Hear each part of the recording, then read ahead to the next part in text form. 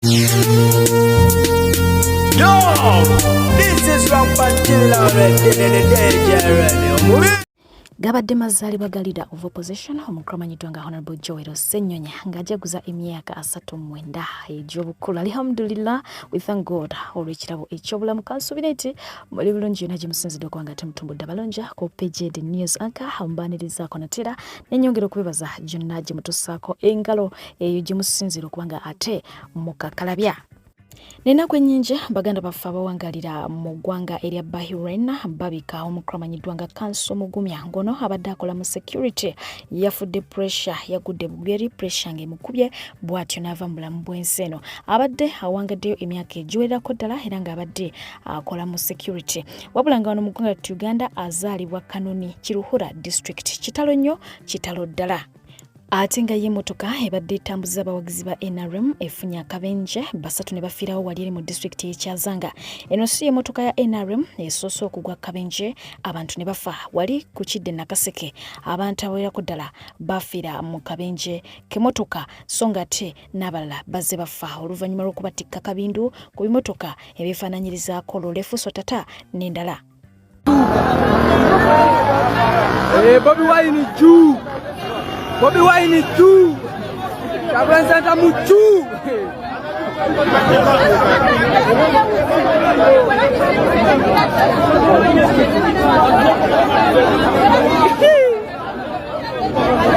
Ya wala kalo.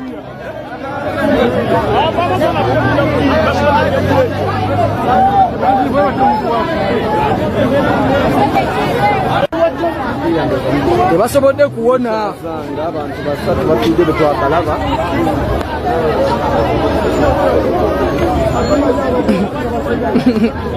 Kwesiba mu saati za yero zekyendabawo ng'obuzibu yevaayo leeseni ereese tabu ekireese obuzibu kwesiba mu saati za yero bonna kuno bagamba nga tebawulira.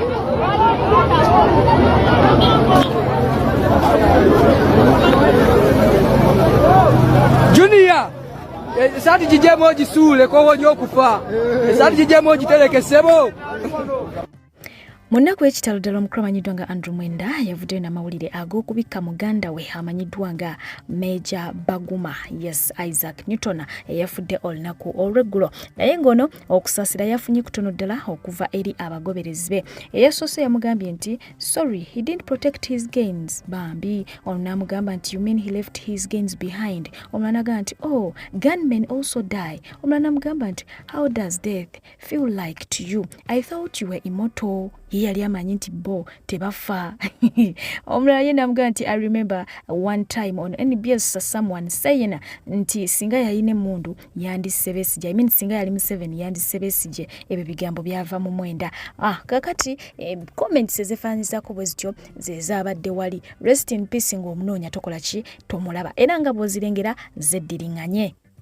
Presidential candidate amanyiddwa nga Mubarak Munyagwa ekimbe kimubala embirizi era ng'ono tasobodde kugenda maaso ne campaign ze oluvannyuma lw'okuba nga ate aweereddwa ekitanda so nga ate y'omukyala amanyiddwa nga Rebecca Alitwala Kadaga avuddeyo bw'atyo n'asambaga ebyogerwa nti ali mu ddwaliro eyo mu Aga Khan. Okitegedde embeera si nnungi. Jjukira nti obufaananyi bwatandika otambula mpolampola ku social media nga bagamba bwe n'avaayo n'abagamba bannange that is not me. Amawulire ne gongera okukkaatiriza nti Kadaga ali mu mbeera mbi bla bla.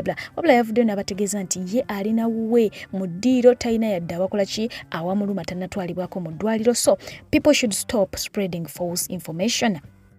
Ate nga ye houseboy yabadde abuzeewo n'omwana Kyaddaaki yakwatiddwa era omwana yamuggiddwako era nga wetwogera ali mu mikono gya poliisi. What happened? Omwana okibo waki? Nikastani. Stane karoga. Don't tell me what a video. Yes. First information. What happened? Omwana okibo waki? This is the man. Okibo waki? Yes. Just This is the man. This is the man. He's the man. See, but you don't do anything. You go away. I'm one of the officers. Don't do anything. Okay. Wait. This is the man. You think you can hide? You hide me, you hide. This You man hide. is Yes. Your package I is was somewhere. happy the whole day. You cannot hide. You get my point? Hey. You are joking. What's wrong with this man? After I gave you 24 hours to arrest you. Where you come this way up? Yes. Yeah, the man is here. very stupid. You should never joke with anyone. You are coming up this way as okay? You should never joke with anyone, okay? You saw us when you were climbing. For 2 days. This is the person who was just Murife Murai. Javanesi yoni omurade.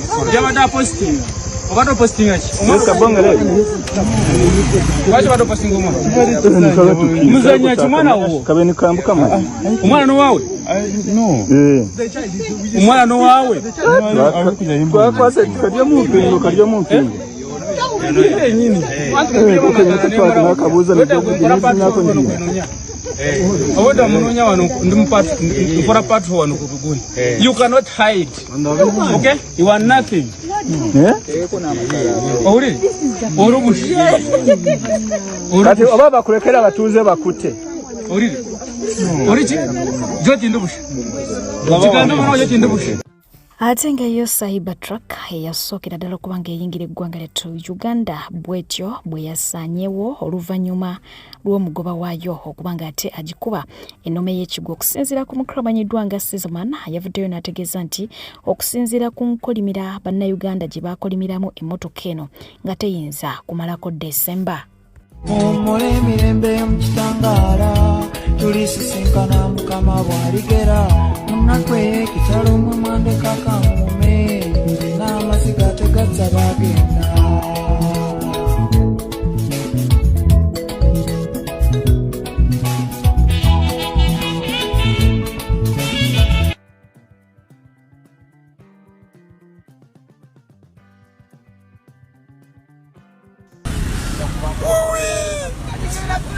Laba mwana chakoze motoka yange. Laba mwana chakoze motoka yange. Kati abadde isala gawa. Baba, motoka yange. Laba motoka yange kati abadde isala gawa. Laba mwana chakoze motoka yange mutufu. Motoka yange. Abana tebamanyi na kuyabana. Ana mugaga bakoze batya. Nabe baba ki. Kalonjirova kali wali wagana ndokavuga. Kalonjirova wagana okavuga kwa ovuga ina. Bakanabe. Nange. Abo mwana wakoze motoka yange. So musiramu kino kino kyayiga Dr. Jose Kamiliyoni. Omugaga wuno adi akaite motoka mu nnaku 2. Motoka eweddewo ibakanabe musiramu Dr. Kamiliyoni mwegendereze nnyo bakanabe bannange tewamutu.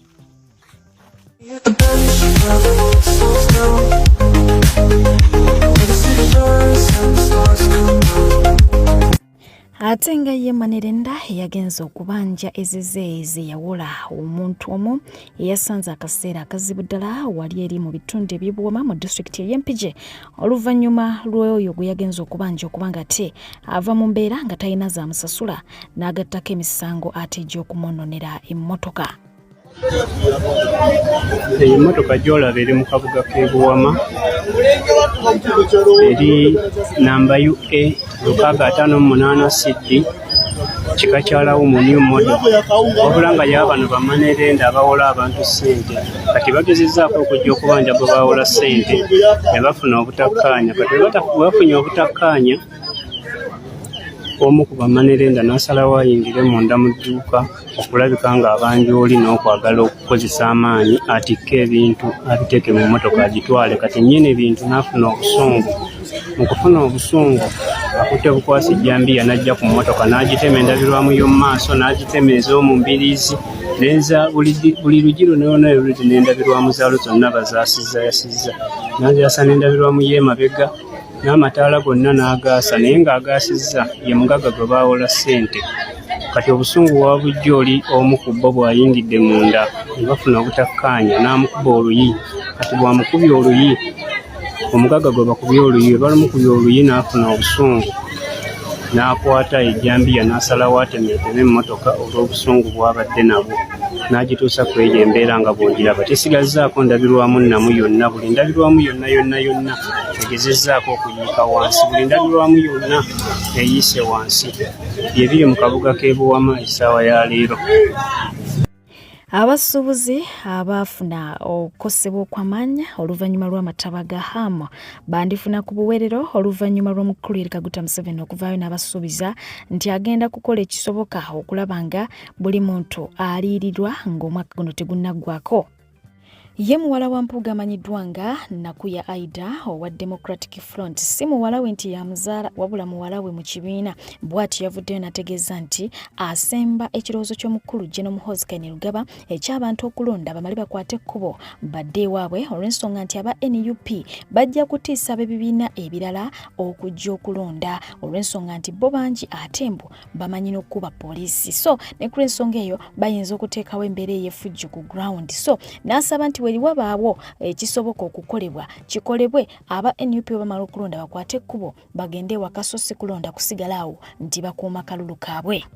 Munamawulire wa CNN Larry Madowo bw'atyo yasinkanye embeera enzibu ddala oluvannyuma lw'okufuna okutiisibwa okuva eri abantu ab'enjawulo era nga kuno kwe kuli ne ba Fangon Soldier. Ono yamuwandikidde n'amugamba nti mpozzi okolera CNN eno nno bagiyita Uganda. Ojja kumanya lwaki National Anthem yaffe etandika ne O Uganda era ojja kumanya lwaki Bukenya tava Kenya. Kendeeza data excitement joina kubanga tulina basement ate basement eyo ekulemberwa our one and only CDF Muhoozi Kainerugaba we wachakerere n'amuteera waawo bo emoji bwaki bwa pisto. Omulala ye ali tiimu Zaira Sose abadde tiimu Alien yes yamugambye nti bro wane Uganda tetwagala change fe twagala Museveni. Okitegedde tetukeraho kumacha ne tugamba Bobi Wine atulwanirize era ddayo gambe CNN nti Uganda tuli bulungi era bw'oba mugezi parking ebintu byo oddeyo gye wava otherwise wane Uganda tusomesa olunyankole ebintu bino ayipostinze ku mikutu gye n'abuuza banna-Uganda nga bamponinga bagamba ku basement bitegeeza ki mbuulire oba munyinyonnyole.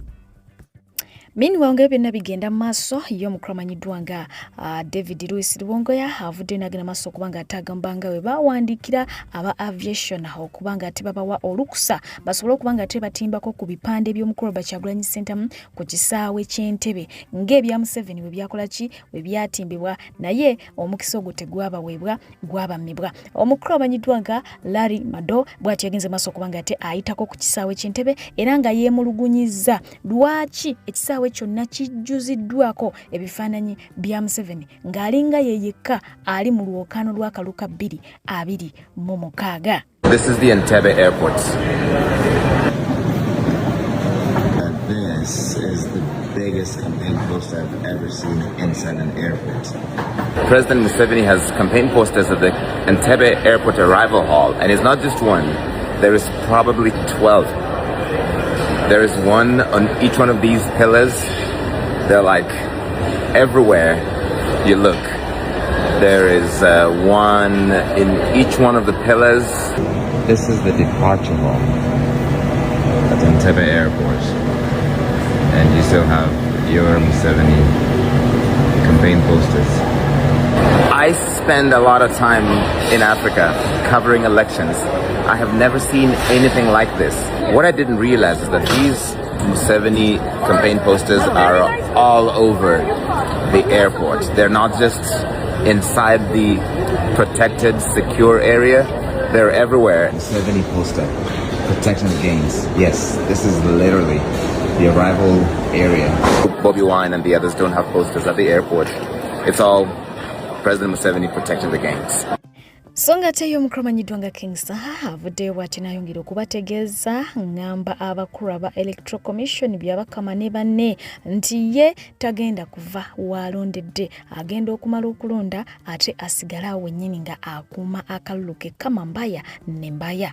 Nze nno wemala okulonda sigenda kudda waka ngenda kusigalawo mbala akalulu kange n'abagenda okubaawo naye nga tewali ffujjo unless nga wanaabawo ate atuleseeko ki effujjo naye akalulu tugenda kalonda tukebalire olunaku twali nga it's a public holiday show so bakyali bange bakubiriza mwenna okuvaayo mulonde mu bungi tuveeyo mutambuze eddembe mutambuze empisa mugende mulonde mu bungi mubeere nga muli beegendereza ku buli kikigenda mu maaso olunaku olwo. Salutation mbabuuzizaako ze ndi mu dduyiro nzizeeyo mu dduyiro. Y'omukulu amanyiddwa nga Eddie Kenzo ebyagenze maaso okubanga ate abipinga takkaanya nabyo era nga agambye nti ababagamba oba ababakuliramu okubategeeza nti mukalonde mumale mukakuume bandibadde basookayo baana baabwe mwe mulonde mugende bo baleete abaana baabwe bakakuume. Bonna bakimanyi bw'omala okulonda omulimu oguba ogukoze bino ebya protest vote tebijja kukola okujjako oli akutta omwana we yennyini n'aba nga yagenda okakuuma n'okukabala n'okalinda naye nga si ekyo taasa obulamu kubanga abaafa mukali kano kali mugenda maaso baafiirwa ebintu bingi ngabbo oba nawe oyagala beera mu kategole bwetyo sirikyoli. Kati mazima Mawulire kanaako ebitanga katabani k'omutemu kyefaali ndoze emizimu gy'abantu taata wako byatta gye gikabeera ku mutwe buli kaseera kalowoleza mu kutta ensonga kiro bakataliddanizi ku mapeesa ko amagezi gaako amasiru gakalowoozesa nti buli gw'okompitinga naye olina kumutta omuwangula. Ate ggwe taatawo kyefaali yatta abantu baffe ekyotera bulijjo tubuuza ani alisasulira omusaayi gw'abantu baffe kitaawo gwe yayiwa kati kasatu akutegeera be ready to pay for that. Kyonjagala obeere ng'okimanyi either gw'ojja kuziika ku babo nga naffe bwe twaziika abaffe kitaawo be yatta oba ababo bajja kuziika nga naffe abaffe baziika abaffe kitaawo be yatta. Gakulemye okugenda okunonya famire yo eya kyefaali e Rwanda oli wano mu nsi yaffe Uganda mwowere amagezi g'ekisiru kulebye kaasama mu mpozi oli aleete mwana we yaba akabala akalangirira ennyoko. What is the use of electoral commission? Bwekibanga buli eyeesimbyewo alina kuleeta abaana be baba balakalu bamulangirire olwo electoral commission ina makulu ki? Toddamu tumanyira gwe kasajja gwe mumaze ebbanga ddene nga mutwasamira mwefudde abawa amagezi ku nsi yaffe ng'eyammwe eri wabawunyira zizi temwagala gendayo ate eno gye mufunye obubudamu gye musinze okuweera amagezi n'okwewerera okutta bannansi bannayuganda ffe mututta olw'ensi yaffe tumbaavu. So nga ate mu ngeri yemu atulaze ku byamaguzi nga ava kulima bbiriŋŋanya era bw'atyo n'ategeeza nga bw'agenda mu bizinga eby'ekkalangala okuba nga ate atundibwa ate yeekolere ku musimbi olwo muddeeyo mulekaane mugambe nti ali ku ssente zaki ku ssente za gavumenti. No ku maali yange bbiriŋŋanya mutwala kalangala segedde ndi ku maali yange ndyesigamye muntu yenna ŋŋambayo kubanga tuba tulya ssente mu mezonwa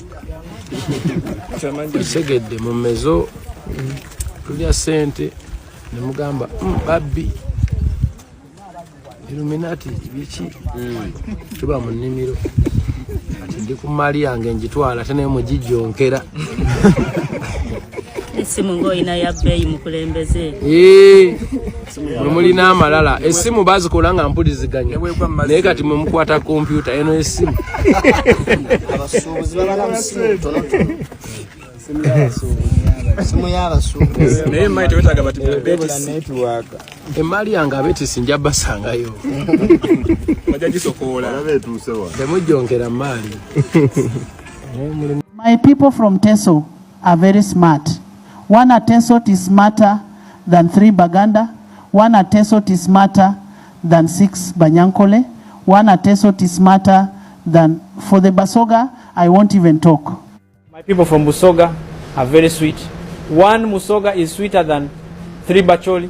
One Musoga is sweeter than 6 Karamojo. One Musoga is sweeter than... for the Bateso, I won't even talk. Abalungi abatuuliriza era abatulaba olunaku olwaleero tukyaddeko ewa Sheikh Asiraf Dembe.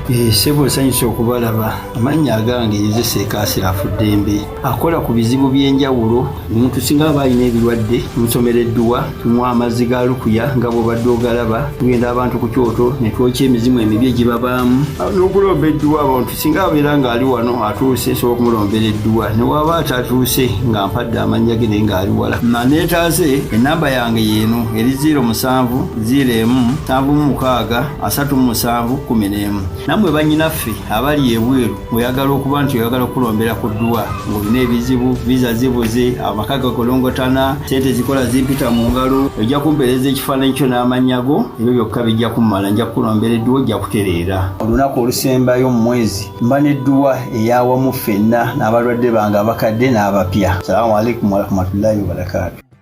Olunaku olwaleero Robert Kyagulanyi Ssentamu akalulu akanoonyereza mu district ye Anita Mong ebukedde yeeyo bebukeddi namungi w'omuntu abaddewo nnyonnyini ddala ku ground era ng'agenze maaso kubanga ate ategeeza abasirikale nti ajja kubongeza omusaala beekwatekwate bajjeko ani Yoweri Kaguta Museveni muzeeyi bamuwumuze olwo nno Uganda ebanyumire bambi babadde basanyufu era bamutegeezezza nti bamwagala tebamuyinaako ki tebamuyinaako buzibu so nga ate ku mulundi guno tulabyewo abasirikale abato ddala bakoze recruitment okitegeera mulimu abato ddala mu myaka ngera obeetegereza olaba bato nnyo kubanze njagala kufuna CDF kigwe abo bona nyota tugende tubaleetere emigo temupayo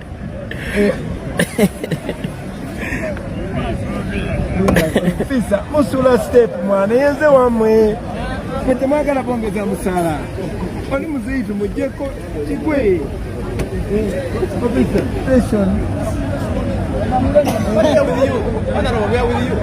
we love you. Thank you, man. Love you. Thank you. I know you're not enemies. Love you. We are one.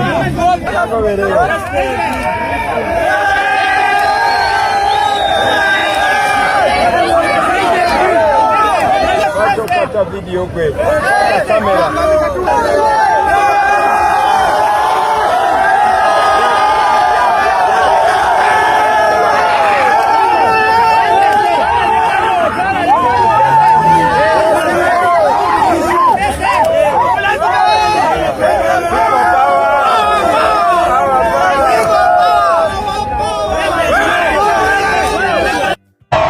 To you, the police officers, I am sure when you're swearing, when you're being passed out as a police officer, you swear to keep law and order, you swear to protect people and their poverty. But now you are being used to intimidate people. I want you to know that there's a plan for you also. Every institution has been captured, including the military and the police. We want to liberate the police so that you live in dignity, so that you stop living in those Mama Njia Poli. In 2025, you must not be living in a uniport. You saw Museveni on TV. He was saying that he does not care about your welfare, that even if you live in grass-thatched houses for as long as you buy guns. I tell you that after 40 years, you're supposed to be living in a better house. Uganda is not at war. Uganda is supposed to be a peaceful country, and you are supposed to be a national police. You are supposed to be friends with the citizens. You're not supposed to be feared by the citizens. After 40 years, we can change our country. After 40 years, look at the roads that come to your place. After 40 years, look at the schools where your children go to get education. After 40 years, look at the hospitals and health centers where you treat your people. After 40 years, look how many young people have no jobs. I am telling you, we must come together and change this. The police, you can stop me from going to Bukedea, but you cannot stop the people of Bukedea from getting the message. I can tell you, even right now, as we speak right now, the people, especially the young people in Bukedea, are watching us on their TikTok live. I can tell you, you can stop.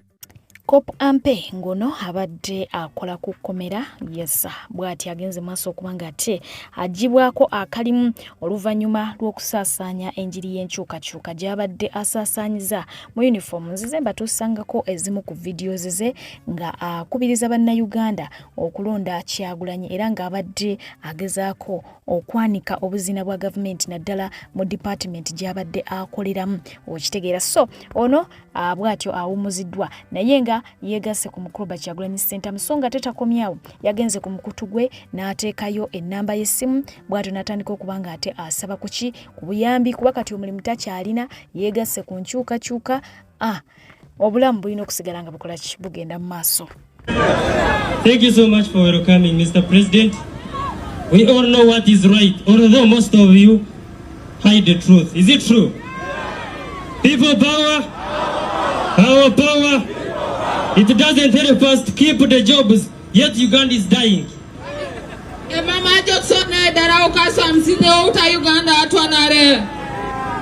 It doesn't help us when when you are paying fees for children and they are not getting jobs. It doesn't help us to pay for students at school yet they are not getting jobs. And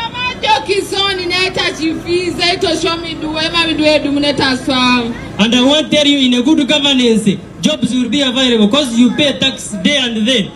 Everything you do, everyone who is holding a phone right now is paying more than 50% of tax, but you don't know where the money goes. So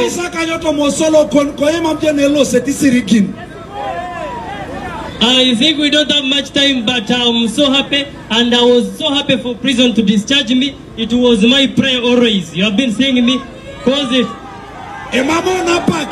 People of Ungora from here, I know you know me very well. We have been working together, and I promise you, in a new Uganda, we shall work together more. People power! Power!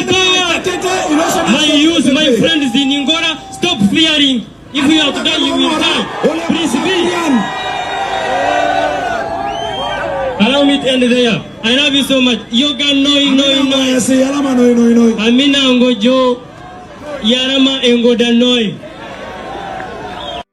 Bannayuganda abamu balaze obwennyamivu mu katambi kano ak'omusirikale asuubirwa okuba nga ate yagenda okukuuma akalulu wabula ng'akubiriza abalonzi okuba nga ate balonda gavumenti eri mu buyenza. Kino kibakubyemu wala era ng'abasinga obungi wadde babadde bakisuubira bennyamidde nga baga nti katiraba be batugamba ate nti tulekere akalulu kaffe tetukakuuma nti be balina okukakuuma ate batulaga sayidi gye bagwa already bakyekubiira. Kaakati awo oba osuubira ki? Wa maanyi wane kasana kunja busole wano abadda musajja wa nupu nnyo era nga tutawanya nnyo naye kati akyuse ayingidde NRM era tumwebaza era sebo webale kujja kuyingira NRM omusajja abadde muzibu ono naye kati akyuse agenda kuwagira NRM. Era kitino kumukolera mwe ovulo agabira abawagizi be nakasente kubanga yenale mufutuli mu buyinza bino kukikola webale kuwagira yenale mumwetegereze bulungi tababuzaabuza kati wenale ddala mawanda waliwo abantu bangi abasalirwa emisango egitategerekeka abakwatibwa naye nga n'ensonga eziboogerwako tezimanyiddwa. Bangi bali mu makomera tubalambula naye nga n'ensonga emutwaziza mu kkomera tetegerekeka. Njagala kubagumya abantu abo bonna abasibiddwa obwereere be bamye ebbeiro tinga tutambula kaakano okukwata ekkubo ly'omusaalaba tubasabira Katonda waffe abawe obwenkanya era tuvumirira abo bonna abakwata abantu abo nga tolina bujulizi n'obawaayiriza n'obateekako ebisangosango olwa influence yo olw'ebyobufuzi abantu abo ne babeera mu kkomera nga babonaabona. Tuvumirira ensonga eyo ng'ekkanisa era twegayirira Katonda abeeko kyakyusa mu ggwanga lyaffe lino.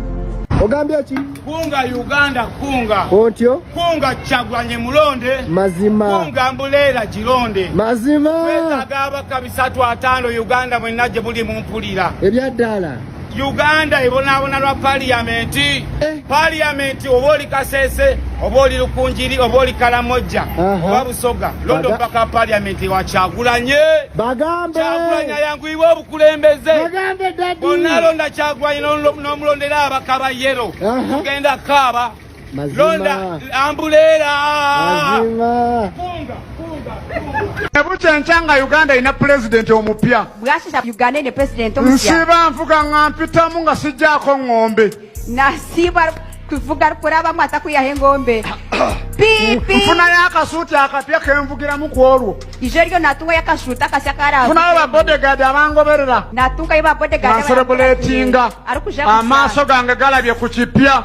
Nga bwe nnoonye ekyamagero ekipya. Nga bw'onoonye ekyamagero ekipya. Ne president twetaaga mupya. Gavumenti empya. Nga n'abalimu bonna bapya. N'abakirimu bali basya. Teriyo basumba balina amagezi bayinza kusaba ku ssaala mpya. Bonna balowooza muzeeyi beerawo. Beerawo. Gwe lwaki kitaawo taliiwo. iwabwa chatariho muzeyi beerawo mpaka ddi till when ye katonda taliyo kyogamba ruhanga taliyo nga bwe yejjusa gwe kwali kwefuuza yejjusa engeri gye yawa Sawulo obwakabaka nayefuuza ekiyaheerire Sawulo teekawo ekiseera kimu bambi olunaku lumu eddakiika emu okyuse embeera okyuse buli kimu ohindure buli kimwe n'okaddewa n'abaana n'obazaala ne bakaddewa bwakabaka okula n'abaana bazaala bakula n'obugabe niki twetaaga okusaba ku ssaala enkambwe ate takyalina pulezidenti yafuuka pasita hata kiri president akahinduka pastor yafuuka nabbi kati alagula akahinduka nabbi hata nahanura n'okwanura bayita mu state house yabasabira abarapete mu state house wari kubashabira wacha kidogo ale musirikirire mwa wakati tukungubagire gwanga muname churiha ngarihita wesirikirire munga bokungubagire gwanga yetolodde ababbi bokka abanyazi bokka abasosoze bokka kunama mor kuchuriha ngeri yetorire family emu yokka ebyo nga bikyali awo bo bannayuganda bagenze maaso okuba nga ate beetegereza ne balaba enkyukakyuka nga zaakoleddwa mu ssente ezifulumizibwa ennaku zino zifuluma tezifaanana zino noti zonna mpya zosinkadde zonna mpya ziri ku muzuuli naye ate tezifaanana eno eyina siiru eri teyina siiru kuno kuliko ebiriko kuliko ebitaliko kino kireetedde bannayuganda okweraliikira ne beebuuza ssente baazikyusizza akatiba oba baazikyusizza mu design ate ne batalangirira tewabanga waliwo ekigenda mu maaso kyetutategeera bulungi twagala kumanya ennaku zino ssente zifuluma nga zizawukana ku za bulijjo mwagatuwa bicupuli Bank of Uganda zero ssente nakamalo zijja mu banka kati niba tezifaanagana na zino bulijjo eziriwo mutubeeredde ki lwaki mutufuga obumbula temutunywa nti mukyusizza ssente Museveni ne muhozi Museveni ne banno n'emikwano gyo nga mutufuga kati zitutte wano okumpa simu ssente ndala bangamba nti bicupuli naye nga ssente namu zijja mu banka. What went wrong in this country Uganda? Mwatu mubanyonyo nti mwafulumiza ssente empya endala zawukana kumukko n'enkadde bulijjo eziriwo okitegeera zino ndabamu ekyetaano wakati zino enkadde temuli oba okitegeera naye zonna ssente balaga nti namu zijje mu banka mumutubalemu amagezi wa you people temutusina wano. Oluvannyuma lw'okuyisa eggaali mu Kuroba Kyagulanyi Ssentamu Wizo Manizo avuddeyo n'agamba mbu yeetondera omukuroba Kyagulanyi Ssentamu buno bibadde obubaka bwe obw'okwetonda. Ojukalo navuma Bobi Wine ama Bobi Wine nawe nkwetondera nali simanyi ssente wezinyuma nali nfunyemu ku milioni 5 n'endowooza nina nnyo ama Bobi Wine nkwetondera gamba obubizi bwe rich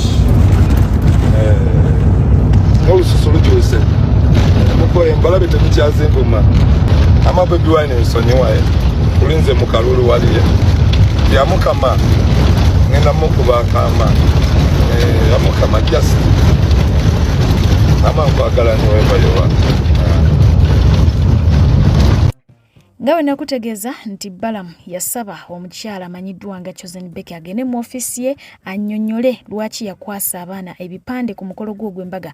Ono yavuddeyo n'ategeeza nti abaana basaana kumuggyibwako olw'ensonga nti alabika mutabufu wa mutwe tasaana kubeera n'abaana. Okiwulidde?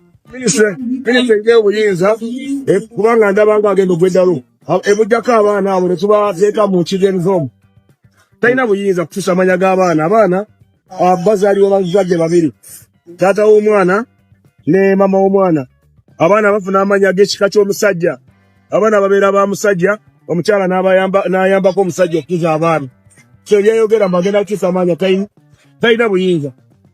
Ayogerwako aliye n'atutegeeza nti teyasobodde genda ku honeymoon olw'ensonga nti ebyokukola balina bingi emikolo gikola ki gibawuuba. So nga ate mujjawe yatulaze mbu yamufulumiza akayimba naye nga akayimba yatudde mu tuni ya Beki yennyini. Okitegedde naye nga ebigambo ebyakozeseddwa Chosen Beki bamuyise mu Indonesia bamuyise ki kachupi something relating to someone very short. Anyways luli awo luyimba. Ate mulowooza nagenze ku honeymoon saagenze tuli mu mikolo sibebi ntwala ddi mu honeymoon December kasooka gwe December kasooka tukole season kubanga abagole bangamba Beki gw'omanyi oba oli mugole twagala okole kati bane katusooke tukole season tugenda gikola ne January ntwala mu Feb. Are you sure? Kali ate daddy kasitayogera nze sikyalina bigambo nze okuva omwami wange lwantaddeko empeta ebigambo byange bitono nnyo ndowooza mubiraba bitono ddala daddy ate biyo bingi kandabe ku bigambo byo bitono naawe tulina ebigambo bitono bamikwano bikola bye bingi leka gwe nkolera abagole bange sizoni eno awate kakaja uwate kakaja uwate kakaja bye-bye. Ebyo nno byabadde bigambo bya Chosen Becky ng'abigamba batabani be bagambe nti beba Seka Jazz. Kakati the original Seka Jazz came out nabo ne baclaiminga erinnya lya kitaabwe. Anyways, ye dictator Amil gye yatambuliddeeyo ku mikolo egy'enjawulo yafunye essaala era bamusabidde afune omukyala amugwana, omukyala amwagala, omukyala asinga Chosen Becky, omukyala atali fuupi. Mbategeeze omwana Amiri Mungu yamuwa omutima mugagga. Allah akongere obuvumu n'amaanyi. Amiri ye musajja aweeka ne muwala we. Wammange ekisonga okikoleko tulabe. Omwana alina bugulu. Ne bakwogera n'otakawayadde ekigambo nakyo. Wallahi. Mungu akuwa omukyala asinga. Oyo baamukuza. Ono baamukuza. Amiri Mungu akuwa omukyala asinga gwe wabadde olina. Allahu Akbar. Akuwa omukyala nga muwanvu. Ng'akwekana. Allahu Akbar.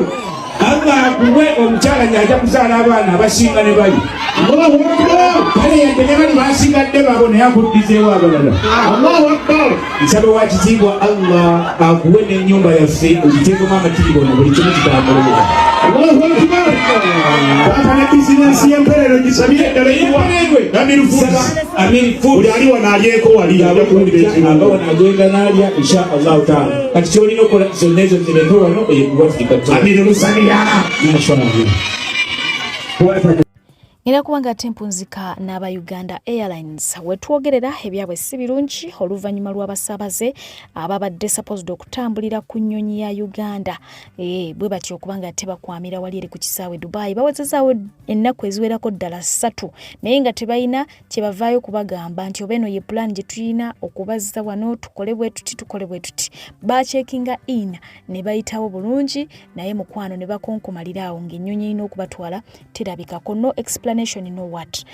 Ngina kubanga ate nkusibuza ensonga ezo mbadde page okubanga nkuweereza subscribe hata nabakuba nku subscribinga ne ku other channel of ours ya PG TikTok vibes gwe anyumirwa ebiva ku mukutu gwaffe ogwa TikTok ate kumira mpera nja musabasigale ngate abankomedde mubeere bulungi mweraba aba Nigeria nibo bakikani babatwala olimba okimanyi nga batutaba Nigeria abaana bato bali waneeno tumeze wanena kumeka tunaaba tumanyi namazzi gafaanana gatya walla kiyitiridde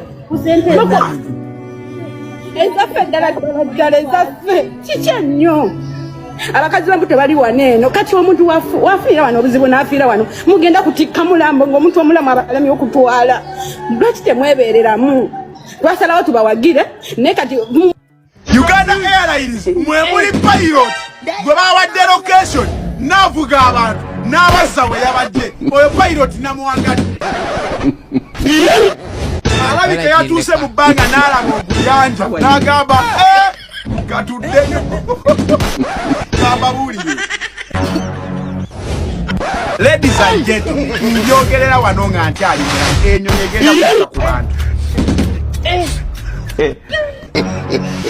enyonyi egenda kutta ku bantu enyonyi ejja kutta abantu teeka waga gwe noolaba Emirates eba n'ennyonyi ez'akali ez'amaanyi egaba kilo 23 gwe n'ogaba 3 aba Uganda Airlines mulimba nnyo ndowooza musaanamu barista timu ndowooza musaanamu barista timu kubanze kirabika njogera mpola naye toyinza kuleeta abantu noba checkingsa in ng'okimanya ennyonyi tejja ng'okimanya ennyonyi tezze kale katugambe mubadde temumanyi ne olaba ffe abasaabaze bwe tuba nga tufunye amagezi ne tugamba katutracking ennyonyi eva e Uganda tulabe egenda kutuuka saa mikaawo ne tukiraba nti ewetedde Eritrea neddayo e Uganda tetuuse na wano ate mwe ne mutucekinga ini mbu tujje tulinnye nga mutulaga nti nno boarding egenda kubeera ya ssaawa 11 n'eddakiika 4 ffe we tuba tusobodde okukikebera ekyo ne tumanya nti ennyonyi tezze mubamanejja mwe mubadde temumanyi mulimba nnyo.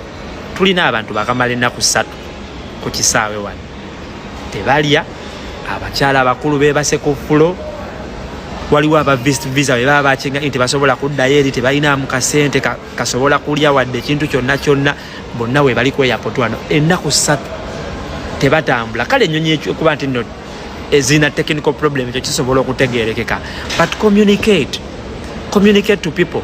Tuyingidde munda wano ne mutugamba nga tumanye ennyonyi egenda kusimbula ku ssaawa 12:00 ne tutuuka bulungi nnyo ne gate mugidesignate nze ne tutuuka gate neevaako ne mutulaga nti ennyonyi egenda kusimbula ku ssaawa 5 ne tuguma, naye nga tukitegedde nti eyabadde irina okututwala yo ezzeeyo Uganda nabagibaddemu babadde tebakimanyi nti ennyonyi yakyuse eddayo Uganda bagenza okwekanga nga bali ku kisaawe Entebbe ka video kaako. So kati ennyonyi bwebanga ezzeeyo Uganda nga tesobodde kutuuka kyekigiganya okutuuka first of all. So which plane are you promising us to take us at 2? Because musose ne mutugamba tugenda ku ssaawa 5. Now ekyuse mutugamba tugenda ku ssaawa 8 n'ekitundu. Nnyonyi ki egenda otutwala? Egenda kuddamu esimbula eveeyo Uganda ejje tunone ng'ate yasimbudde yalemeddwa okutuuka nekoma mu kkubo n'ekyuka n'eddayo, oba amafuta gabadde tegamala oba yabadde tesobola kumalako kutuuka wano n'ekyuka n'eddayo. Kati mutusuubiza ku ssaawa 8 nnyonyi ki egenda okutunona? Literally you're lying to us but you're not telling us. There are people who have bwe matadde mu hoteri okumala ennaku 3 temuyina kye mubagamba, wabula balinnya ne bavayo mu hoteri ne bajja ku kisaawe ne batuukawo ne balaga nti ennyonyi tegenda batwala ne baddayo mu hoteri, ne bavayo ne bakomawo ku kisaawe tewali kye mubagamba ne balinnya ne baddayo mu hoteri. Kati tuyingidde munda wano, there is no one communicating to us, no one telling us anything, but we are just seeing the screens changing. Kati mugenda ku 8, kati mugenda ku 5, zigenda tuuka 8 awo mutugambe tugenda ku ssaawa 3 naye nga tuli muno naye nga mukimanye ennyonyi tejja, most likely ejja okusimbula ejja kujja nkya ku Sunday. Kati ekibuuzo ne tubuuza, bwe muba mulina information lwaki temutugamba ffe abamu tusobola okufuluma ne tuva wano ne tuddayo wabweru ne tubaako bye tukola ne tukomawo ng'ennyonyi weeziri, instead of okutulimba okutuguumaaza okubeera muno ng'abasiru. I was booked to go to Uganda because there is an event for Hayes recruitment. Waliwo ne events endala eza AFCOD zembadde nnyo okukola eya Hayes recruitment end of year party eriyo lwaleero egenda mu maaso. Ennyonyi ne bwebereze ku ssaawa 8 kitegeeza sikyasobola kusanga event eno. Then how am I going to get paid? How? There are people here, abaana babukinga ennyonyi nga balina programs bagenda Kampala, balina events, balina kusanga bazadde babe, balina emikolo olwangambye yamisinze wedding, abasuubuzi abali wano bonna abali kufiirwa ssente. It is too much. Please communicate. If there is a problem, communicate. There is a scenario gye nawulidde omwana yanyumiriza nti Entebbe obwedda waliwo emboozi nnyingi nnyo, manyi kati buli omu anyumya nti Entebbe otuuka Entebbe ne bakugamba abantu betukyekinze ennyonyi ejjudde naye nga wakyaliwo abantu abalala ate ku layini. The question is, do you sell tickets that surpass the seat numbers of the plane? Really? Ebifo by'ennyonyi ne biggwayo eby'olunaku ne musigala nga mutunda tiketi, abantu bajja batya ku layini nga balina tickets bangi okusinga abalina ate ebifo ebiri ku nnyonyi. Something needs to be changed. A whole career for a nation nebeera nga tesobola kukyatalinga nnyonyi ziri wano, Emirates ziri wano zitudde, eggwanga ddamba muzeeyimba oli mu kunoonya kalulu n'eggwanga ddamba terisobola kukyatalinga nnyonyi ne zitaasa abantu abali wano for 3 days. People are stranded. Mwe mumala nga muwoza gavumenti simanya ekola gavumenti kino ekintu ekitunulemu kintu kyangu nnyo. People losing money, people losing business. 3 days, no solution, no nothing. Tugenda mu lunaku lwakuna. Like really? Government enamba neremererwa okugamba nti no tukwate Emirates buli omu adde ku Emirates tujje abantu bakole businesses zaabwe. Ate we batuuka Kampala ne mubeera ttaafu nnyo ku musolo. Tojja kuyingiza masimu gasukka 5 kubanga olina okugaweera omusolo. Kuyingiza computer ezo kubanga olina okuziweera omusolo. Like really something needs to be done. Uganda Airlines we mubeera services zidobonkanyemu. Communication is the best answer. Communicate to us. Don't make us stay in the airport for this fucking full day when you know there is no any plane that is going to leave Uganda to come and take us at 2 p.m. Zemogera ko mwaso se sawa 5 muzijeko. Now mugamba sawa 8, which we are very sure no plane is coming to pick us. Ndi ku ground byenjogera tebabingambye ndi mu airport munda. Abamazemu ennaku 3 mbalabyeko ne be basigaddeyo wabweru bangi. Big up to you the managers of Uganda Airlines mu Dubai mugezaako kyonna kye musobola okukola n'ebimu nammwe tukimanyi bibasukka nga birina kuva eri ddala ku kitebo kwa aviation ne mu government mubeereeko kye mukola. Abantu bali kufiirwa ssente, abantu bali kufiirwa business. Mubeereeko kye mukola. It is not okay. It is not okay. Bali statimo wajja n'avuma buli kimu n'abayisaayisa mwegali nga mugamba ekisajja ekyo kyogera naye like yo please do something.